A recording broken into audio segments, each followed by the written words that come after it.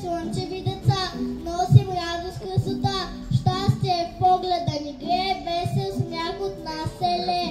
Тази слънчева дружина си има слънчева градина, която дъга се нарича и всички много я обичат. Детска градина дъга, вълшебен връз се отвича, сърцето си всеки те носи, прекрачвайки твоята врата.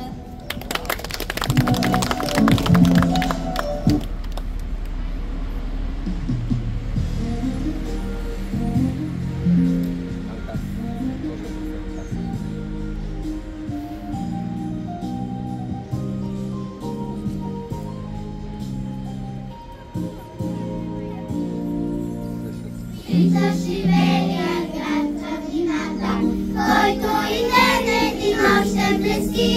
Български град изнесен над реката, в който роден и израснал си ти.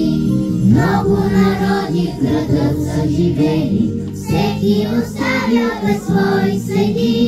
Траки, римляни, българи смели, пример са дали как град се гради.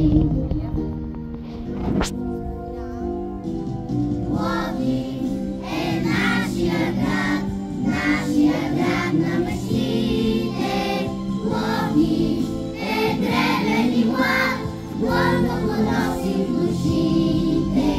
Пловдив е нашия град на мечтите, древен и винаги млад, нашия български град.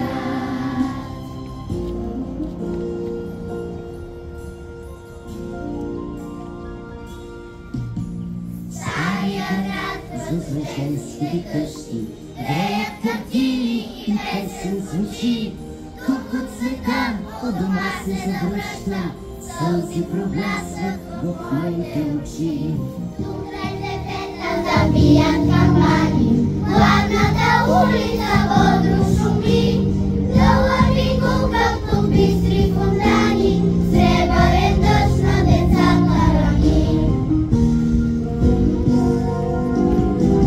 Пловдив е нашия град на мечтите. Пловдив е древен и млад, гордо го носим в душите. Пловдив е нашия град на мечтите, древен и винаги млад, нашия български град.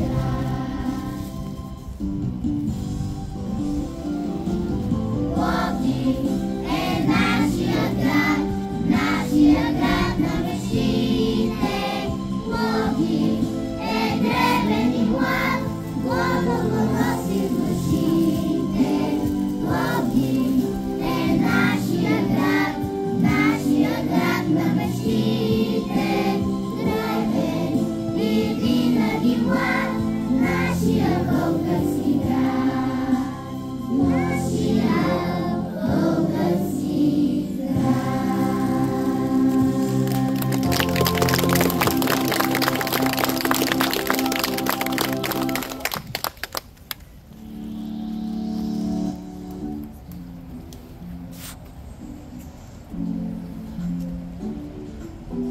В град вълшебен сме родени, известен по целия свят. Култура, традиции, истории, дебетата гордо шептят. За него днес ще ви разкажем, стихи, стъпки ще го прокусим и гордо ще ви покажем неговите красоти. Пловдив е градът ти най-люби, за туристите забележим, а те казват, че е придобит хиляди години захранен. Столица културна на света, на България е гордостта и в Европа му се поклони, всичко най-достойно оцени. Под земята е личността, под небето пее младостта, чудни стари къщи захранил, миналото увековечил.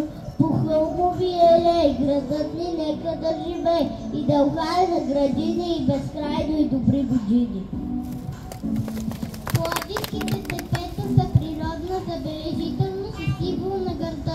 Придаваха му неповторим облик и атмосфера.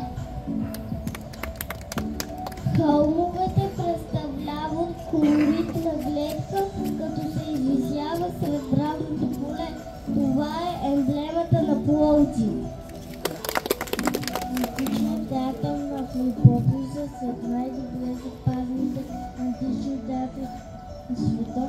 Това е сред основните туристически атракции на Пловдив. Смятата е адаптирана за загледания културен живот на Пловдив.